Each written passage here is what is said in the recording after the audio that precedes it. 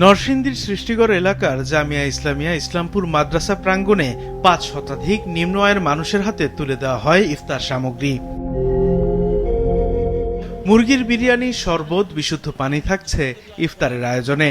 তবে শুধু খাবারই নয়, এর সঙ্গে ছিল ভালোবাসা আর আন্তরিকতার ছোঁয়া।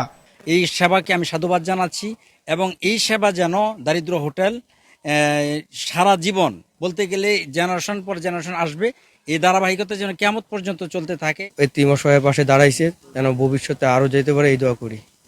আয়োজকরা জানান, সমাজের অবহেলিত মানুষের পাশে দাঁড়ানোর লক্ষ্য নিয়েই এই উদ্যোগ। রমজানের প্রতিটি দিনেই তারা ইফতারি নিয়ে হাজির হচ্ছেন জেলার বিভিন্ন এতিমখানা, মাদ্রাসা ও পথচারীদের কাছে। আমি তাদেরকে ধন্যবাদ জানাই যারা অর্থ দিয়ে, মেধা দিয়ে, শ্রম দিয়ে এই সংগঠনের সাথে যুক্ত আছেন। আমরা স্বেচ্ছাসেবীরা সম্পূর্ণ স্বেচ্ছায় এখানে দায়িত্ব পালন করি, কেউ আমরা কোনো অর্থের বিনিময়ে এখানে কাজ করি না। রমজান শুধু ভোগ ও লোভ থেকে নিজেকে সংযত রাখার জন্য নয়, অন্যের দুঃখ কষ্ট অনুভবেরও মাস। আর এই বার্তায় ছড়িয়ে দিচ্ছে দারিদ্র্যের হোটেল। আমি নিজে রোজা যেমন থাকবো, অন্য আরো রোজাদারকেও আমি ইফতার করানোর চেষ্টা করব।